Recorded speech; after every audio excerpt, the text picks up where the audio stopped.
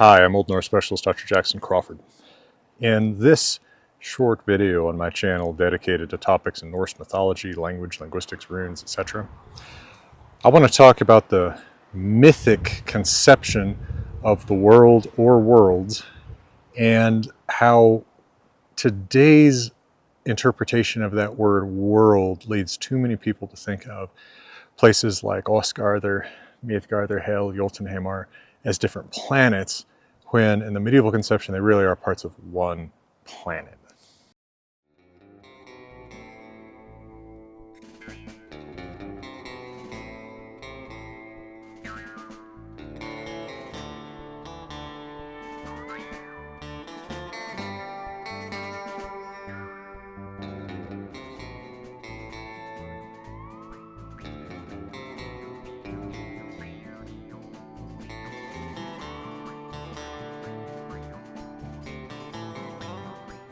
So even in the modern imagination, the idea of different planets that you can take spaceships to is a fairly recent thing, right? This is a matter of science and science fiction of the last few centuries.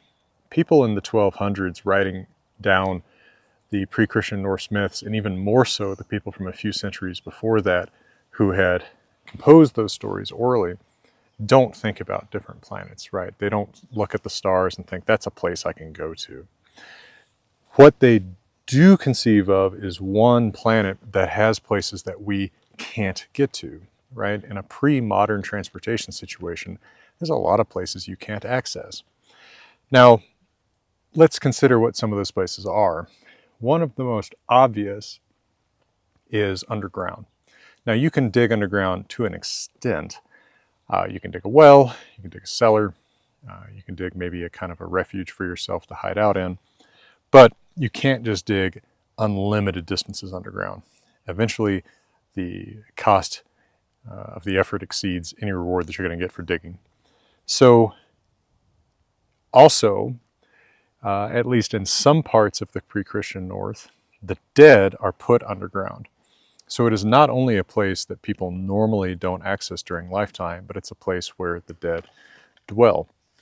So that's a fairly obvious reason for the dead to be underneath us, right? Somewhere beneath our feet in a shadowy realm, similar to what we experience out here on the sunlit uplands of the actual surface, but not the same.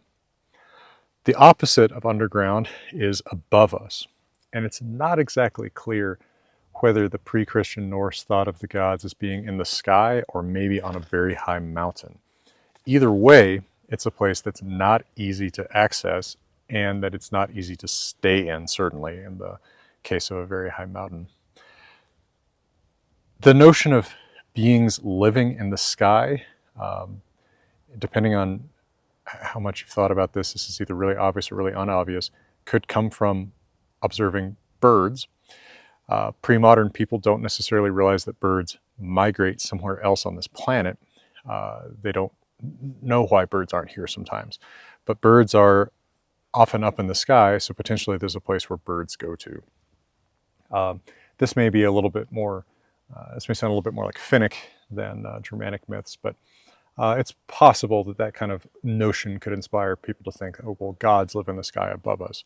There's also a general association that human beings have of, above us as being better, right? We talk about higher beings, higher ideals, that sort of thing. But mountains are a prominent part of the Scandinavian landscape, at least part of it, maybe not in Denmark, but certainly in Norway and parts of Sweden. And it's not too difficult of a thought to imagine that higher beings might be literally up on those higher parts of the planet.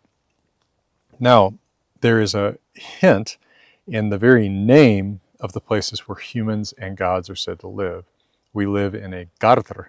Humans live in mythgardr, that's middle enclosure, and gods live in Asgard, it's God enclosure. Now, in terms of the human farmstead, the gardr is the fenced area around the house. I don't know if you can see the ranch down there, but there is, there's an outer fence around the house and outbuildings. There's an inner fence around the actual core house. Those fences form gardar, So Midgard, our middle enclosure, is the middle part of the planet, and it doesn't really matter if you conceive of it as flat or round, that humans dwell in that is enclosed by something else. It's enclosed by an outer ocean, and also, at least in some parts, by a fence built from the eyelashes of Ymir, the first living being. But the gods live in a Gardr too. Their area is enclosed. So whether Asgard is sort of floating in the sky above us in the clouds, those clouds are fenced somehow, or they're up on a mountain in a fenced area. It's interesting to note that in some stories, like the one that Snorri Sturluson tells about Loki luring Idun outside of Asgard, he lures her outside the gate and into a forest. So Asgard is at least somewhere outside that enclosure, there is a forested area. Again, whether that's conceived as being on a mountain or in some kind of parallel to our surface that's above the clouds. Let me give you a quick word from my friends and partners at Grimfrost and a little bit about some current projects of mine. I'll come back and talk about this just a little bit more.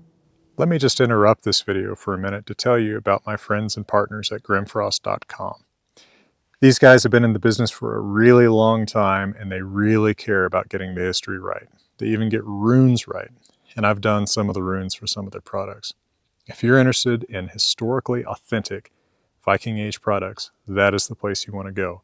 It's also a good place to get my books, especially if you live in Europe. I also want to update you on my books, my Wanderer's Journal, a blank journal with quotes from Havamal rendered in Younger Futhark by me, as well as in my Cowboy Havamal translation, is available for pre-order and should ship in North America by mid-April.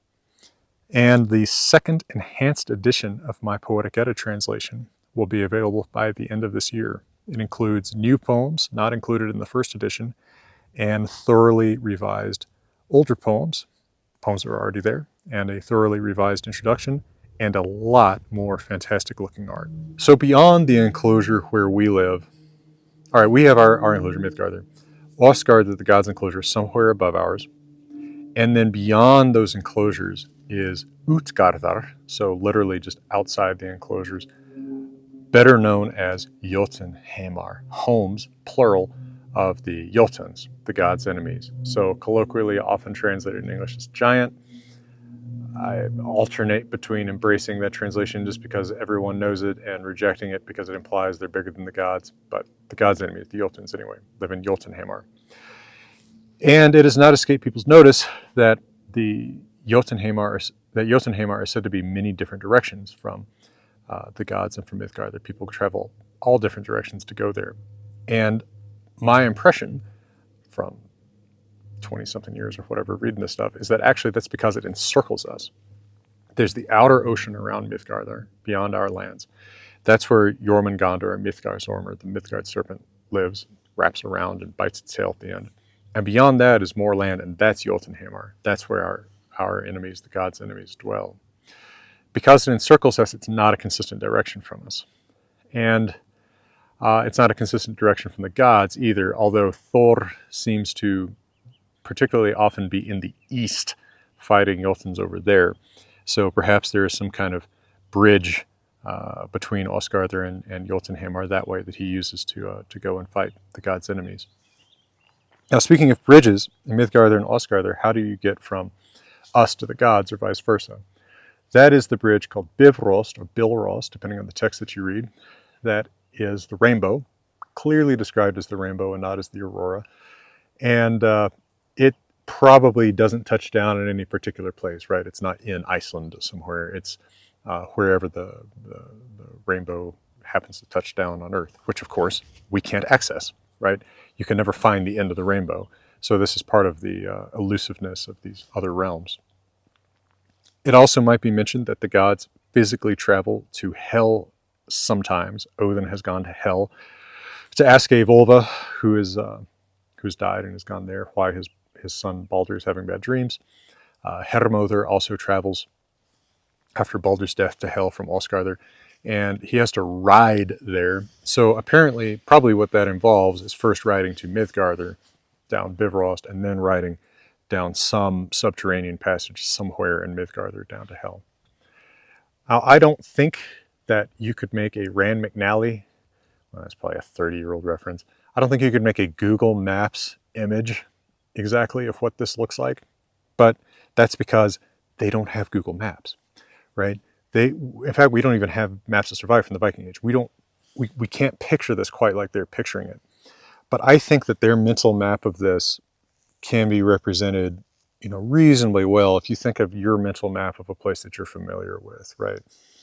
I don't necessarily have a great bird's eye idea of what this looks like, but I can think, well, I go around, I go down this slope to that ravine, I turn left at that big rock or whatever, go up this saddle to that rise, and I can see that ridge, which I can access by going up it's a step-by-step landmark-based navigation. And I think that you get a hint of that maybe at the end of Horvarsfljóð when Odin tells Thor how to find his way to Asgard there from the fjord that he's not letting him across. That's mostly how they're thinking about it and not trying to conceive of it as a bird's eye view map.